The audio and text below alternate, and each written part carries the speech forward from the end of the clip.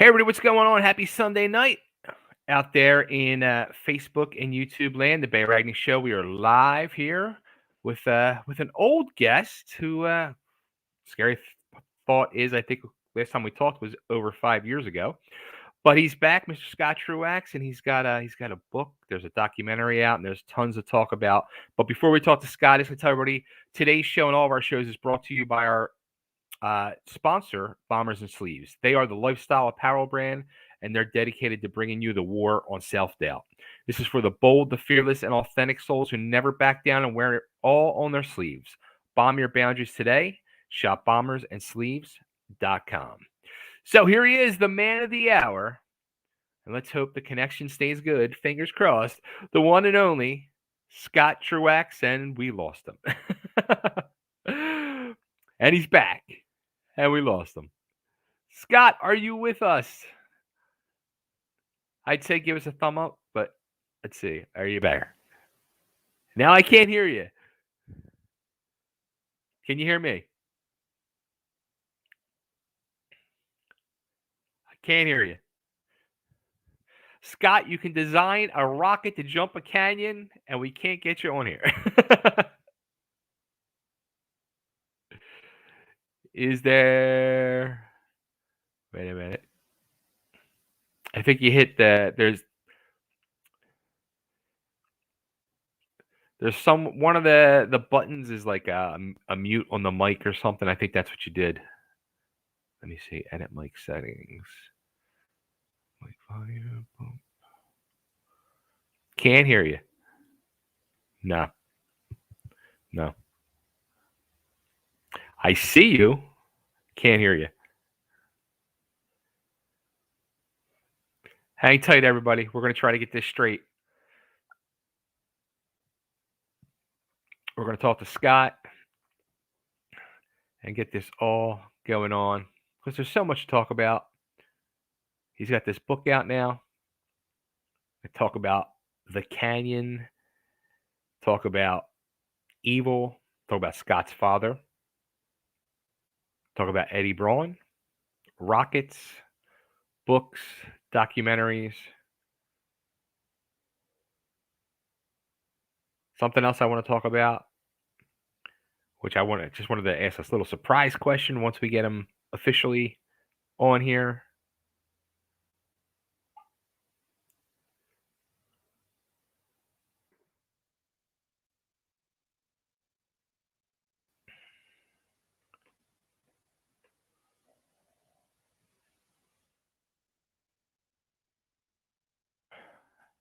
I see you. Still don't hear you.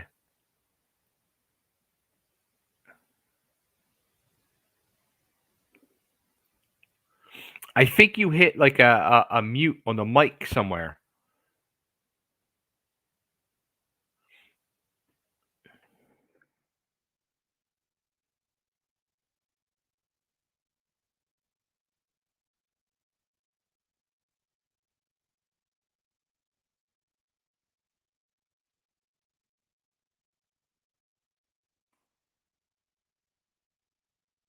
All right, he'll be back. Stay tuned, everybody.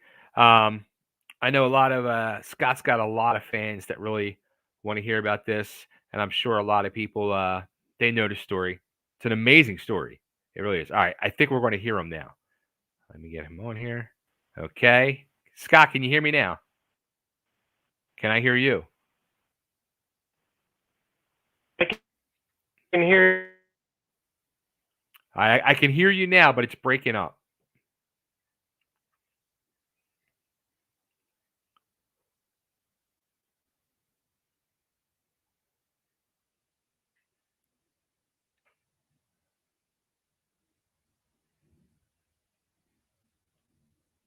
And now the volume went out again. Damn it.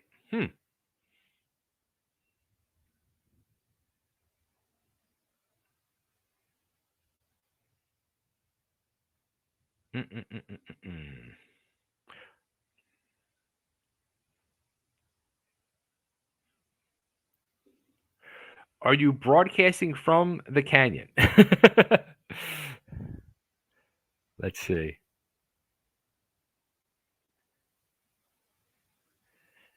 Now I can't hear you again. I heard you for a second, and let me see if there's anything I do on my end. Audio. Default mic, default speaker. Yeah. General. Guest. Let me see. Guest. Yeah. There's nothing on my end I could hit for it to work. Damn.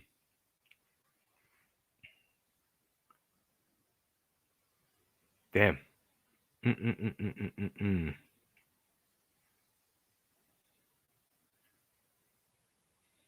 Maybe maybe X out of it again and try to come back on, because when you came back on, I heard you for a second.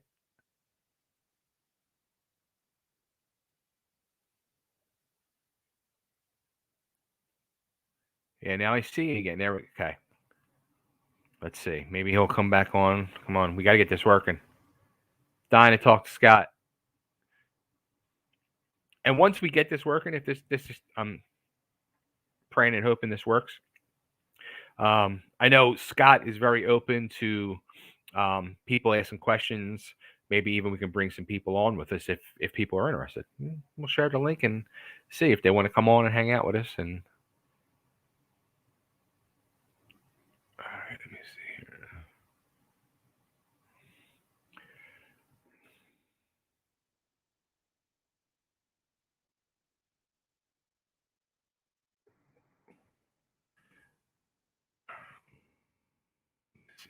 Let me try again. He's coming back on.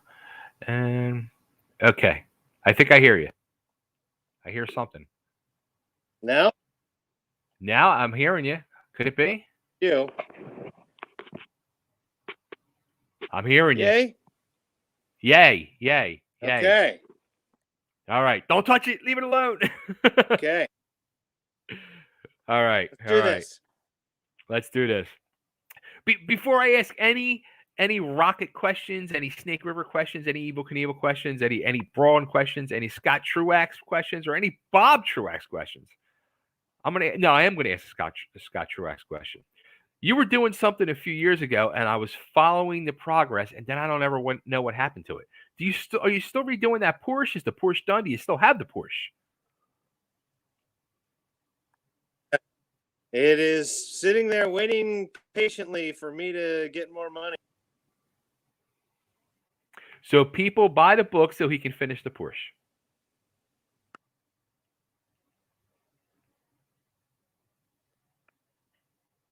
Exactly. So, tons to talk about. Let's see. Like, I guess we should really start at the beginning with your father,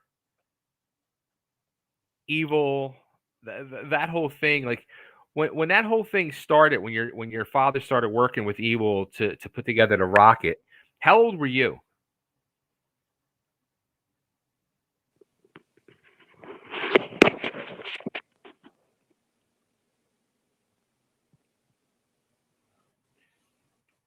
Yeah,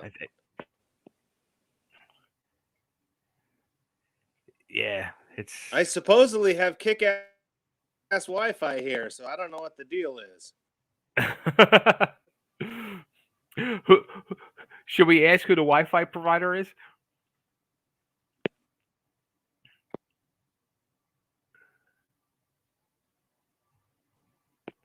Damn, I wonder what happened if you switched your phone off the Wi-Fi and went off data, maybe. I'm gonna try that. Hold on. Okay. All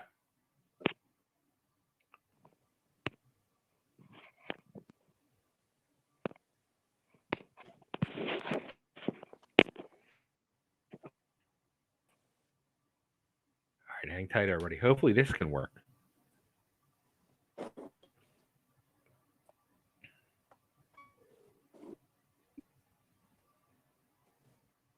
Isn't modern technology amazing? It really is. That worked? I can hear you. Can you hear me? Okay, I can hear you.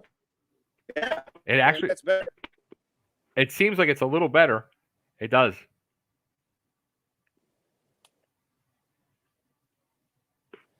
me get it further away from the house. Maybe it gets better. Now actually the sound is coming in really good. Okay, cool. I think we're good. All right. All right, let's go for it. So the question I was saying was when your father started working with Evel, how old were you at the time? When he started, I think about 4. I think I was 4. Wow. Okay. So we're the same age then. Well, you might be a year or two older than me, because when the jump happened in '74, I was 4. 3. Uh, so were you at that age? Did you know who Evel was? Were you a fan of Evel? I became aware and I became a fan. Uh, when I was 4, I was 4. I was just me and family and friends, and dad started. I lived in Potomac, Maryland, and Okay. that's where my dad crossed Evel and then in late '73 or '74 we moved to California, and that's where it really intensified and moved into a house with a big garage, which was his shop. And that's where I really saw what was going on and became aware of the Evel Knievel phenomenon. Did you like really? I mean, of course, like you said, you were 4 years old, but like at that time, did you really have any grasp of like what your father was working on and what they were really trying to put together? Like, did you have any like that this guy was going to sit in this thing and try to go over a canyon? Yeah, but at that age, that seemed like, okay, that's cool. Yeah, sure. That's just Yeah, what do. yeah, exactly. My dad, a rocket scientist, and he was kind of semi-retired at the time. I think he had just retired.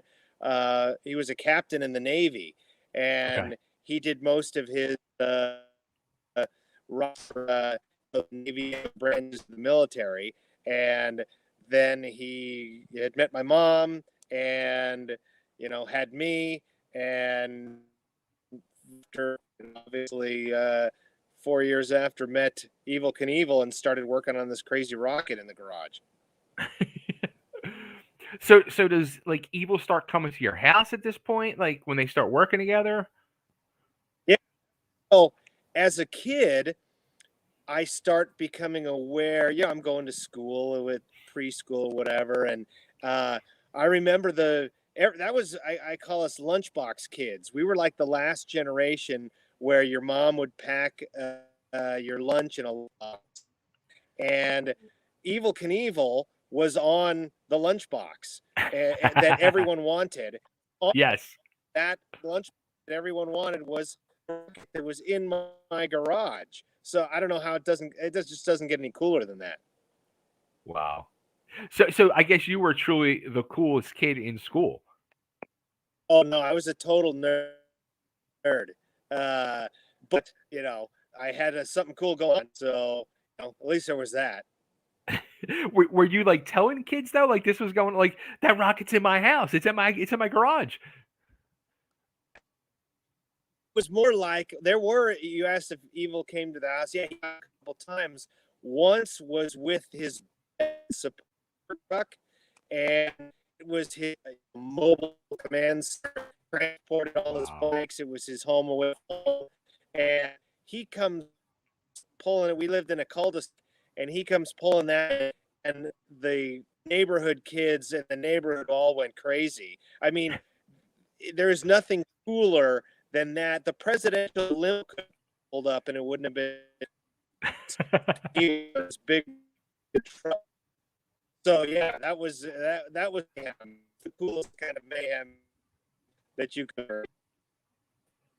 So when when they're going through this whole process and uh, if you're a true Evil Knievel fan, you've seen like the video clips and stuff like that leading up to it, and you see like the interviews now that they show in these documentaries where Evil was just being truly, as we all know, Evil could be kind of a dick, and he was really nasty towards the press and everybody. I'm sure your dad also had to be feeling a lot of the pressure too. Did you sense any of that, or? I didn't sense it until the day of the launch. Uh, I mean, my dad was under the tightest schedule. He had a 20-minute window that the rocket absolutely had to launch during. It was taking place in, he had a huge contract uh, you could, that ever happened. You could watch the event furl in movie theaters Right. around the country. It was piped in closed circuit, and he had a 20-minute window. After 20 minutes, people would start leaving, and Wow. this was on a rocket that had not fully was a test launch. I think about 3 months before, and it had failed in the exact same way that Eagle's rocket failed. The payload functioned and came out too soon. And my dad did his best to figure out, what went wrong. And, hats off to Evel Knievel. He got in that thing that was untested, and, he said he was going to do it, and he did it. And that's kind of one thing I have noticed is a common thread between Eddie Braun is that we say they're going to do something, they do it. Their word is their bond, and it means, and no excuses. And you talk about a lot of people have mentioned that Evel wasn't a nice guy, or we learned kind of his personality traits. I describe it like this: he's not the guy I'd want my daughter to marry, but was going to go take that hill. I'd want him fighting next to me, because Yeah. if he was on your side, and the world takes all kinds of people. So Absolutely. Now, were you at the jump when it happened as a kid? yeah, oh yeah, Wow. I was Okay. saying, as far as the pressure goes, I remember my dad was in for lunch, and I had come up to him saying, and he very uncharacteristically snapped at me, offended me. I sure thing. And a minute later, he take this picture together. So there is a picture of me, little six me, my dad, my half sister, and her kids, and everyone else is smiling, and I'm like, and smile, Scott. No, I'm not going to smile. And it was because I didn't realize till years later. I thought he was being a jerk, but he was under unbelievable pressure. And my dad was the sweetest, mellowest guy you'd ever want to meet. He was just good man and a good. I'm so proud to have had him as a Nice. father, and that kind of led me to do the whole recreation that we did, because he was this brilliant rocket scientist, most well known for this failure, and Right. I knew what the problem was, and I had always wanted to recreate it and prove that his rocket would have worked. So I'm really excited and proud that I got the chance to do that. Yeah, I mean, it's such a truly amazing story, and let me work up to that because when the jump happened, did you like? I mean, again, you're 4 years old, so it's really kind of tough to understand truly what's going on. But Well, I was, by the time it happened, I was when it began. okay, okay, so like when Evil goes into the canyon, it's a weird question, but who did you kind of feel for more? Like your dad because this failed again, or Evil who nobody knows is he dead at the bottom of the canyon? Yeah, well, we had rented an RV, and I was sitting probably 50 yards where the rocket took off, on the Wow. roof of the RV. And Okay. as soon as it went canyon, everyone rushed to the canyon because we wanted to see what happened. Went outside, and everyone in the river, is he drunk? What's going on? And I ran into the crowd, and I remember my mom in the back freaking out, and I thought, well, what are you freaking out? I'm just gonna go see. Right. Well, it was a crowd, and crazy Hell's Angels and Right. whatnot, and you know, I ran to get a look, and even at the edge of the canyon, you couldn't see, and so it was a tense 20 minutes or so. We all sat there and like, is he dead? What's happening? So yeah, I would say we were all everyone in the crowd was concerned that holy crap, maybe Evel Knievel, our hero, Captain America, was drowning in the river. But Right. 20 minutes later, about an announcement over the loudspeakers that Evel was okay. He's in the boat. He's waving, and a helicopter went down, pulled him out, and my absolute favorite interview with Evel is the one right when they pulled him out. He got out of the helicopter, and his face is bloodied.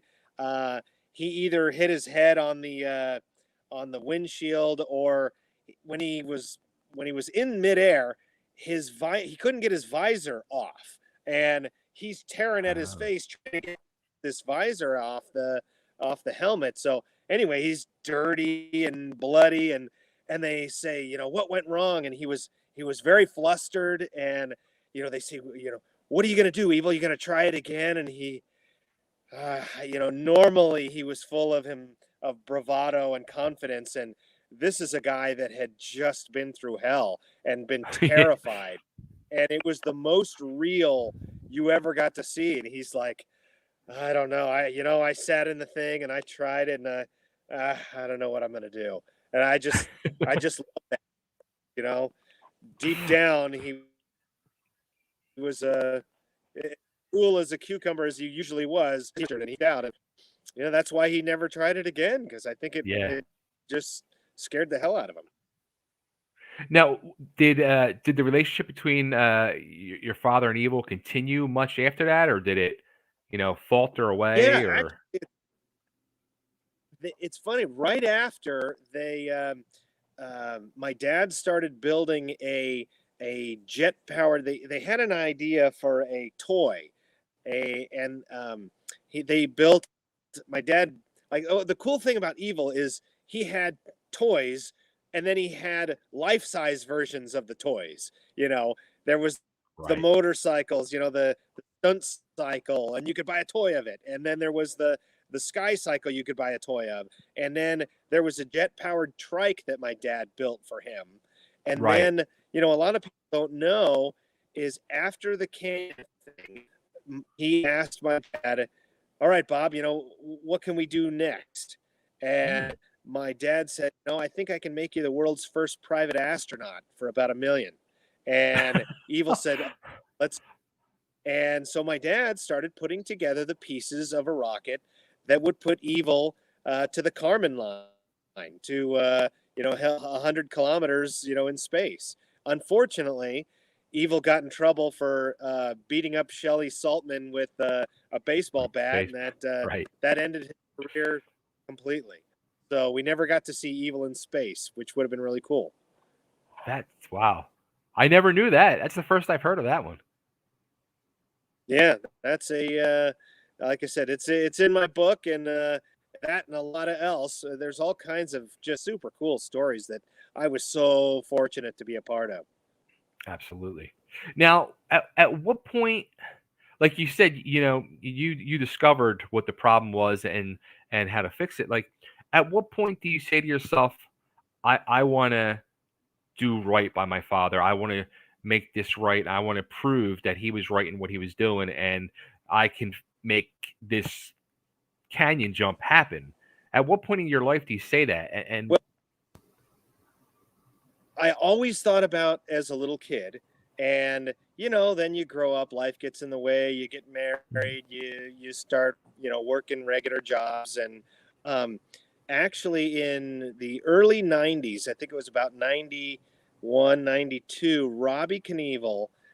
contacted my dad about building him a rocket. And my dad had quoted a price and sent him, a letter back and never heard back. Uh, Hmm. and it was just something that my friends and I had always talked about. How would we do it? And well, wouldn't that be cool? Well, in 2007, I got an email from a guy named Mad Mike Hughes. Have you heard Okay. about the story of Mad? No. He was the guy, the flat Earth guy, that launched himself in a rocket, ended up himself. Why don't I know this? I might know it, but I'm not. It's not ringing a bell. Oh, okay. So anyway, so Mad Mike was this guy that I got an email from. It was forwarded from a buddy of mine, and he said that he wanted to know if I could build him a rocket to Knievel's jump. And I said, okay, let's talk. So my engineer buddy and I went down to Southern California, and we met him. And he was full of piss and vinegar. He had this great idea, and he starts elaborating on the idea. He said that he was getting drunk one watching Teletubbies, and he was thinking about how he could get rich and famous, and came up with this idea. And and then as luck would have it, got in touch with me. But then he goes on to say, I'm going to be I want to be rich and famous, and I want to have my own clothing line and my own fragrance line. And my engineer and I looked at each other and we were like, okay, you have fun with that. And he he kept bothering me for information on building him a rocket. And I said, okay, all right. And it's very hard to estimate the cost of doing something like that. Sure. So I put together I crunched my best numbers and I gave it to him, and he went crazy. He's like, "Well, I thought it should cost about 20,000," and like, okay. He goes, "I just want you to build the engine." And I said, "Well, I don't trust you to integrate my engine in your rocket, and I don't want to be a part of killing anybody. So thank Right. you very much." And he let it die. He went on and actually built himself a steam rocket and launched himself a couple of times. And actually, I think it was the third time he launched it straight up for some reason. I don't know what he was proving, but he launched it up in the parachute out, and he hit the ground doing probably 400 miles an hour. And you know, it was a sad thing, Oof. but I think Eddie and you know, I had a pretty good team behind me, and Hmm. we took every precaution. And when I saw what Mike was doing, I was just like, you can't do it. You just can't be foolish. And Yeah. well, got what he got. So, um, but and he kind of lit the torch in me again of wanting to do this. So I didn't know I was building houses at the time. So Okay. kind of my thing is carpentry, and I just love building things, whether it's cars or rockets or houses. Just as long as I'm building something, I'm happy. And um, so I started thinking, well, how can I do this? I had the idea to actually do it with Robbie Knievel. I thought I was the wondering sons that. of Bob Truax, it seemed like a no-brainer. Yeah. I didn't know how to get a hold of Bobby, and even where to get started. So I reached out to a friend that was in Hollywood. He was actually an engineer that he built the first Steadicam, and I said, "Hey, send him an email. I'm thinking about redoing the Knievel thing. Um, can you help me out? Do you know anybody?" And this email got forwarded. I saw this big chain. It got forwarded and forwarded. Finally, a company got back to me and said, oh my gosh, great idea. How much do you need and when? And I was like, wow, could it be that easy? Right. And the short answer is no. Uh, they strung me along for 2 years. During that time, Robbie Knievel reached out to me. Actually, his manager reached out to me, said, "Hey, I hear you're building a rocket. You're wanting to do this. Let's talk." So we got together. We had a meeting in Twin Falls, and Robbie's people met the Twin Falls people, and basically had a big meeting with each one walking away with, "Okay, I think maybe we could do." Hmm. And unfortunately, not long after, he had a falling out with his manager, and then that thing just sort of trickled away. And I thought, you know what? If I'm going to do this, I'm going to have to do it myself. So I Wow. started collecting the pieces to build like my dad did. And when I got it to the point where it actually looked like a rocket, I started a Facebook page called Return to Snake River. And Hmm. 3 days later, I got a message from some stuntman calling himself Eddie Braun, and he said, I think once you find out, who I am, you're going to want to put me in that rocket. And I did a little checking, and he seemed legit. He had been a stuntman his whole life, had 1,000 movies to his credit, and then he was willing to fund the whole thing. So yeah, then that was the catalyst that really made it all happen. And then we had TV deals came and went, and finally it got to a point where Eddie said, we're just going to do this. I'm going to fund it myself. And he ended up funding a movie that we made that came out last month on Disney Plus called Stuntman.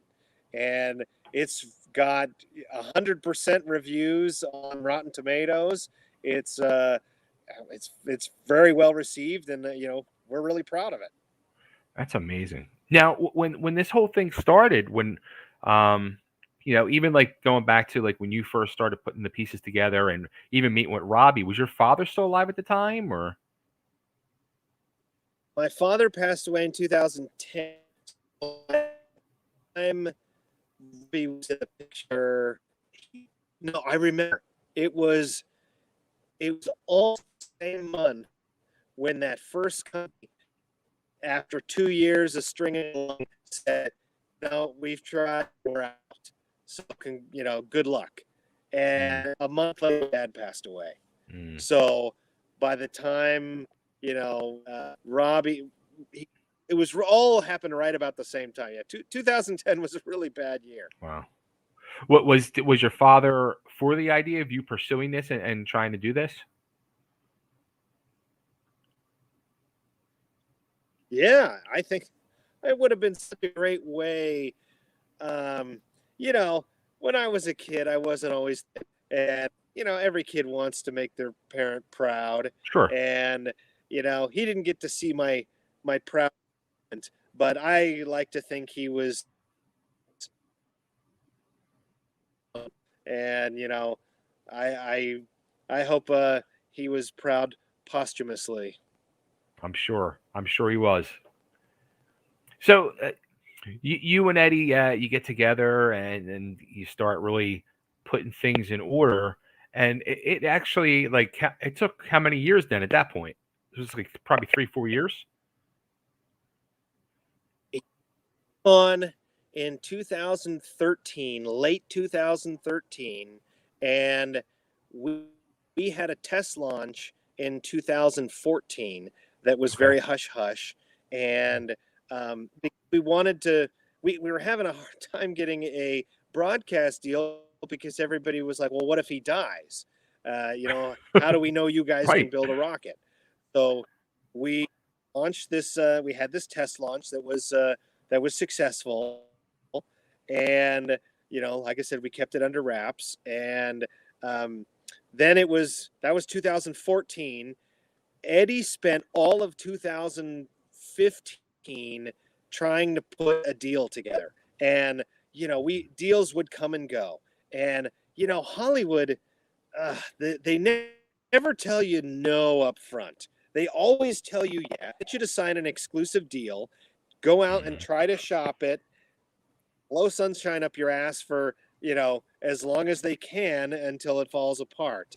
And they, a lot of time was wasted. And finally, Eddie says, like his wife told him, said, do this the Eddie Braun way.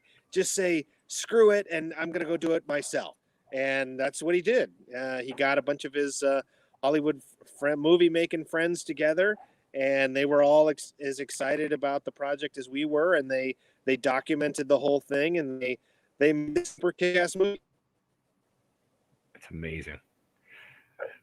So now, once because I remember, because I started doing a bunch of interviews. I had interviewed you and Eddie at the time before the jump and all, and but I guess it might have been a year before you guys had jumped, maybe even 2 years before the guys did the jump.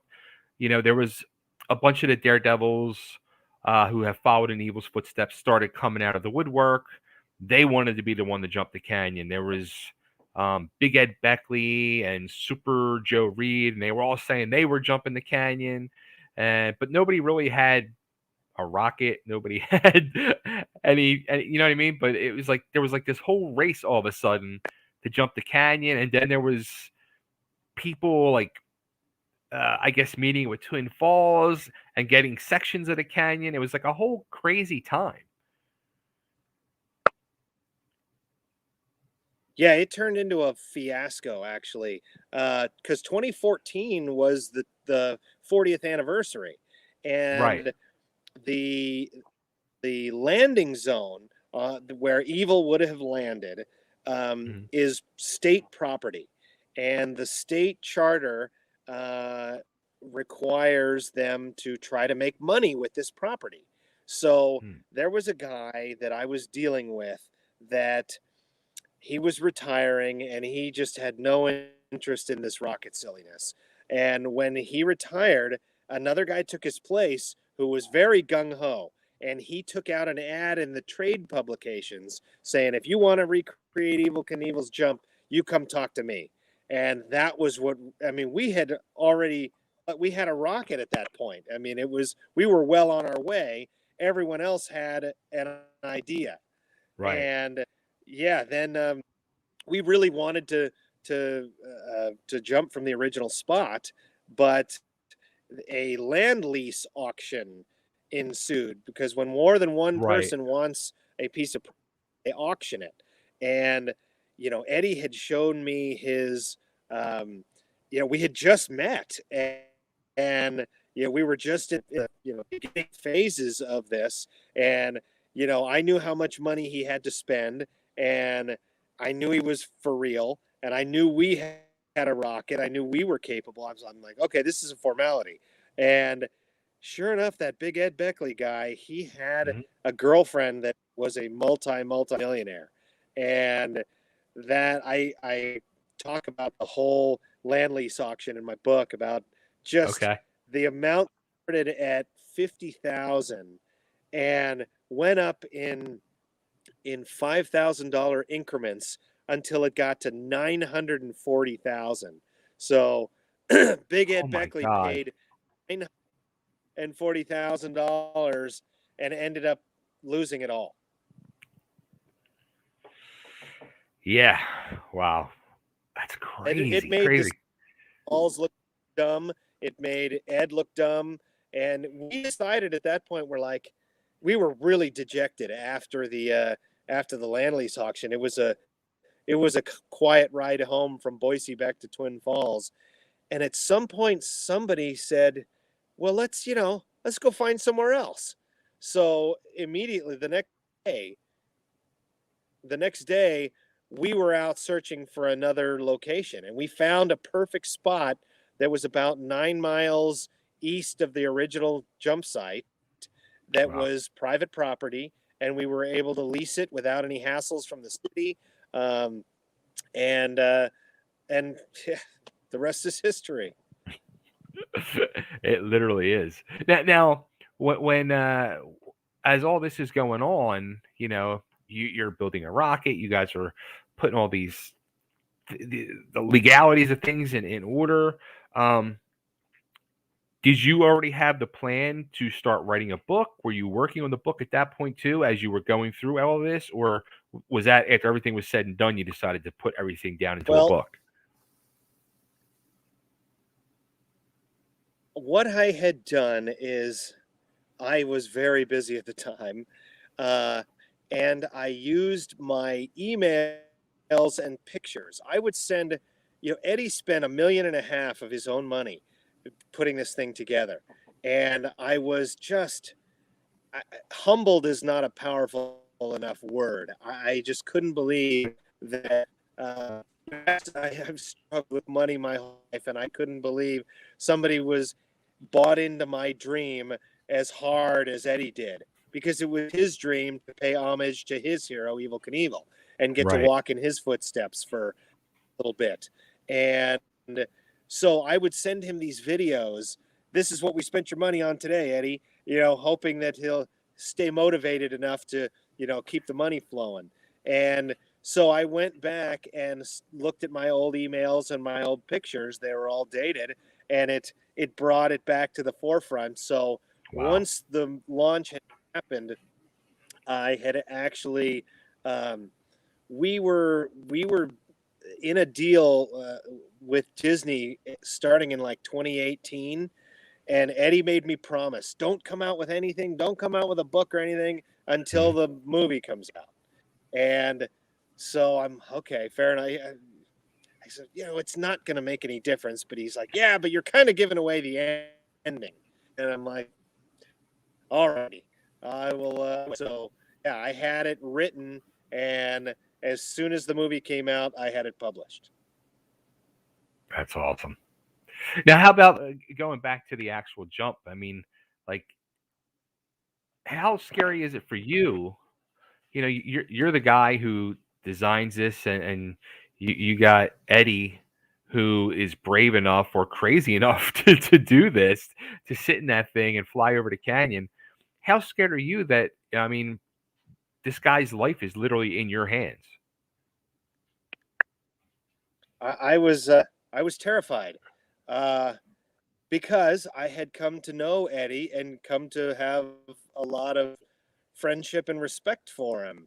Mhm. And he's a family man. He's got a wife and 4 kids, and I am enabling him to possibly leave them all. Right. And okay, eyes, and then what happens? I was fully Yeah. aware that it's all going to come back. I'm going to be known for the rest of my life, that guy that killed that stunt guy. Right. And so yeah, it was absolutely terrifying. I remember when I gave the countdown, it was going to be, NASA always does a 10 count, and then he's like, I don't want 10, just start from 5. So 5, 4, 3, 2, 1. Turn the ability to hit the switch over to Eddie, and as I was counting down, I had tunnel vision, and I felt blackness, and I was confident that we had, dotted every I, crossed every T, tightened every bolt, but there was just all it took one little thing to go wrong, and it was Right. pretty binary. Crashing a motorcycle where you could get a broken collarbone or, foot or something. This is on or off. You're either walking away or you're dead. Right. And God, it all worked out because I wouldn't want to lose my friend Eddie, and I wouldn't want to deal with the aftermath of you know knowing that he would, his kids and wife wouldn't have a dad and husband. Right. Did you ever, before you actually got together with Eddie? Did you ever think to yourself of you building a rocket and jumping it yourself? I thought it, and there were two things. First of all, I don't have a big ego, and I'm just like, nobody wants to see me do it. And I'm also don't have. I'm not that myself. I feel like I still there's a lot I want to accomplish in life, and it's usually lots of cool projects I want to build, and I don't want to do anything that danger. So yeah, I left that up to the professionals. Now, how about during the jump, especially as it's leading up to it, and then afterwards, um, did you have any? Was like Robbie Knievel upset that you guys were able to pull this off? Was any of the other Daredevils upset that you guys were able to pull it off? That's a good question. I don't really. I'm not in contact with. I think I heard something about Eddie and Robbie being at Evil Days together or being at some place together, and Robbie giving him the cold shoulder, and I think I sent a couple of texts that were not complimentary. So he probably thinks that it was his, like Mm. his deal, but it's the guy that's willing to put up his own money and keep things together and make it happen. Because I've collaborated with somebody a such a clear cut vision. Eddie and I would talk almost, and we were both just on fire with this thing. And Evel says prophetically that you have to be willing to jump a canyon for nothing before you'll do it for anything.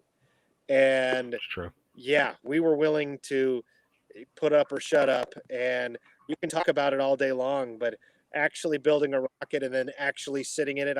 I sat on it while it was on the ramp, and just sitting in it, looking at the sky at 56 degrees, it was terrifying because I understood the physics of it. I understood it was 0 to 400 an hour in under seconds.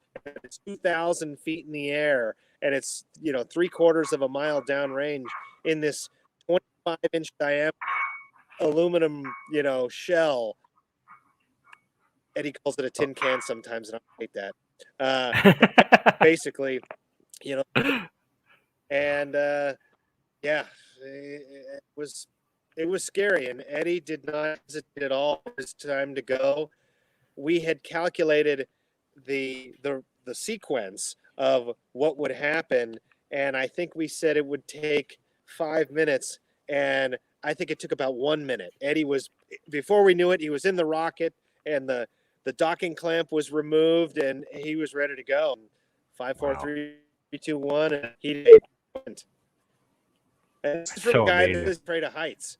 So, yeah, you can say what you want about Eddie Braun, but man, yeah, he's got the balls. Absolutely. That's crazy. Did you did you look away though? Like when it happened, did you like, oh my god, I can't watch? Oh no, I was in the super van, our command control center, and after the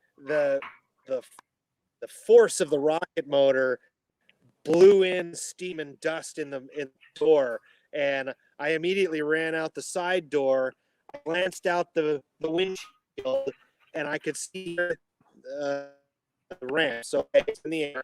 I jump out the door, and I'm looking up, and all I can see is steam and the sun. There was I couldn't see him at all. There was no wind that day, and Wow. everything he would have been obscured. And I just kept looking and looking, and I heard the crowd cheering, and that didn't give me yet, because when the Challenger space shuttle blew up, people were cheering. They didn't know what they were looking at. Yeah. And there it was an explosion. And I'm like, I'm not feeling good yet. I didn't feel good until I saw the parachute come out. And it looked from my vantage point like it descended so slowly, but you see in the movie it hit pretty hard. So yeah, that was my experience from my vantage point.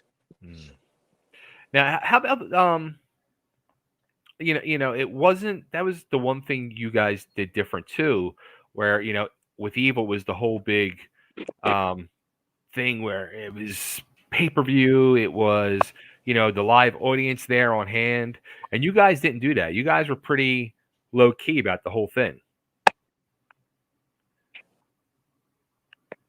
Yeah, we had to be, because Eddie had spent at that point every penny. I worked the last 3 months for free. Mm. Uh, we had it was really uh, through the generosity of the fans that we came up with a couple of things to generate money. We so the rocket was covered with these beautiful stars, Hmm. and we said, buy a star.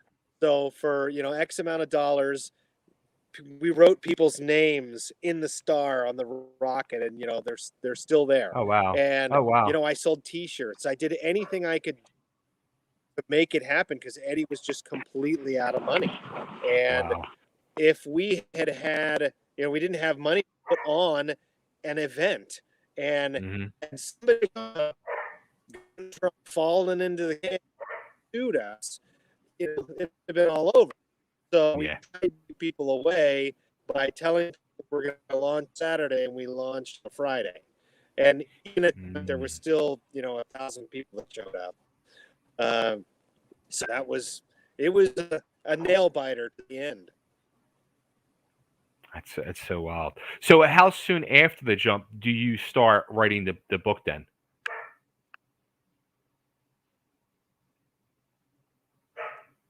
It was so I knew that it would be kind of pointless. Like Eddie spent all of it's like 2017 and 2018. I think 2018 he finally gets a deal going with The Rock, and is able to. They've got to put the movie together, and without a movie and without some publicity, I'll maybe sell 20 books, and is it Right. writing about my experience for 20 books? Uh, so I held off. I started writing about 2018, and I was finished in like 2020. And then it just sat on my computer until the movie came out. How was And I that was for lucky you? enough to find, Yeah. because writing the book was the fun part. Getting to recall all this cool stuff that I did, that was pretty enjoyable. I kind of took my time. There was no when I was inspired, I wrote, and there was no hurry. So I think that's one reason why the book turned out as good as it did, because I wasn't forced to do it, and the subject matter was just really cool. So Yeah. yeah, as it was ready, I came out with it, and I'm super proud of it. It's That's awesome. I'm no Mark Twain, but it's got a lot of really cool stuff in there. Now, where can everybody get the book?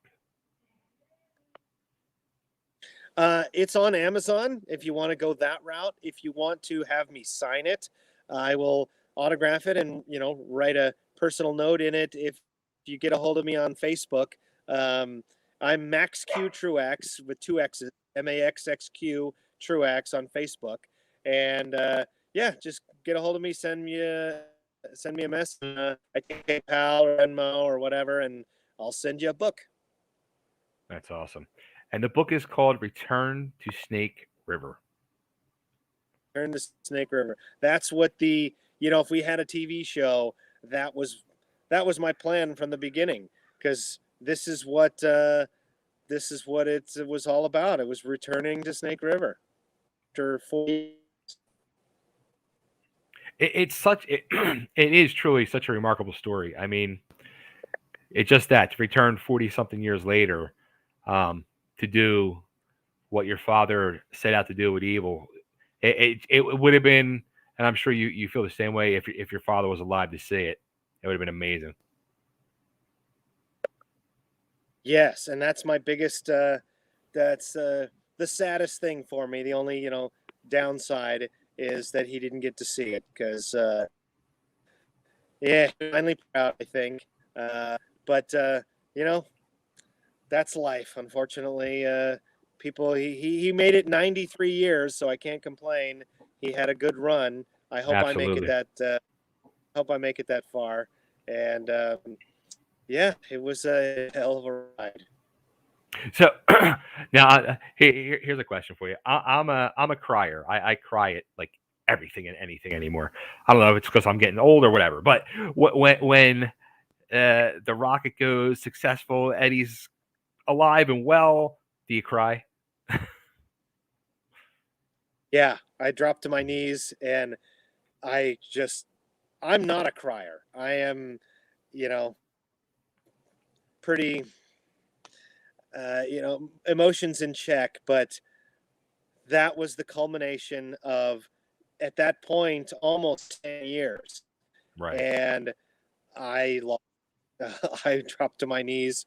My energy had just gone, but immediately I jumped back up again and I wanted to go, you know, I wanted to go hug and, a hug and a handshake.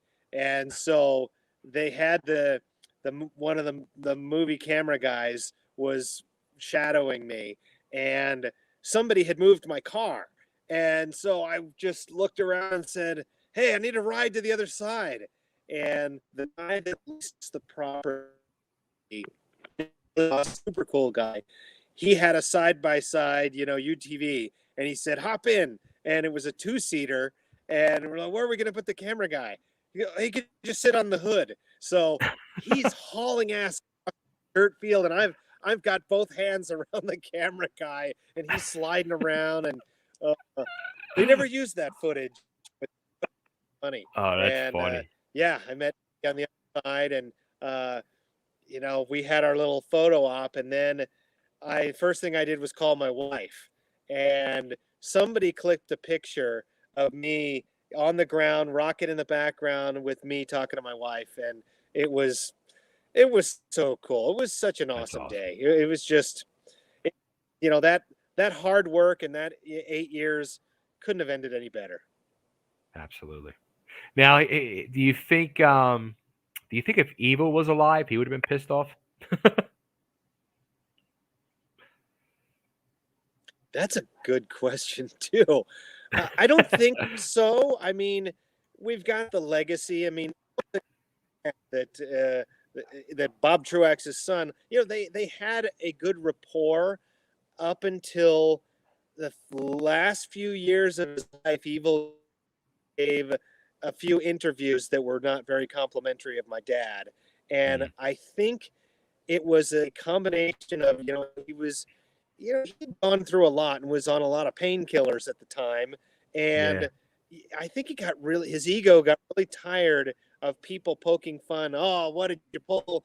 You chickened out. You pulled the chute too Yeah. early," and he Yeah. got tired of hearing that, and he said some not so nice things about my dad. And to his credit, Robbie apologized for the things that his dad had said about my dad when we met back in Mm, like 2010. And so no, I think Evo would have been proud. I mean, he even said, we have a clip in the movie where he says, maybe someday somebody will jump the Snake River and it'll be successful. So that was a cool little soundbite to be able to have in our movie. nice. So, the like you said, the book's out, the movie's out. Um, are you cooking up any other crazy ideas? Is there anything else you're looking to conquer and you know build, or what's the Really future want it. for? Well, no more crazy rocket things. I do want to make a documentary on.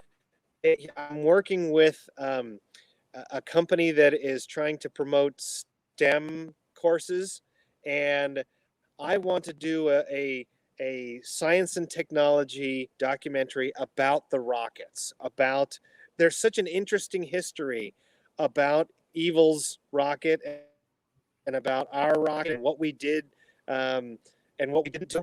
Uh, and I think that's a great story to tell. And I'm still Stuntman is Eddie's movie, and he paid for it, and it's Hmm. great, and it needed to be told. But I would love to tell the story of the Rockets, of the Bob Truax, Evel Knievel, Scott Truax, Eddie Braun. Absolutely. Story needs to be told. So I'm hoping to get to do in the near future. Um, but no, promote the hell out of my book, and just go build some more cool stuff. Nice. Now, where is the Evil Spirit rocket today? Eddie has a buddy that stores a bunch of. He has a warehouse in LA that stores a bunch of cars and whatnot, and it's just sitting there. I'm hoping he'll me one day, but I don't know. Maybe I catch him at the right time, and I give him a few $1,000. He'll hook me up. You guys gotta get that thing on display I'd somewhere. love to. It should be. I don't know Yeah. I don't know if it's just sitting, waiting for something cool to, manifest itself.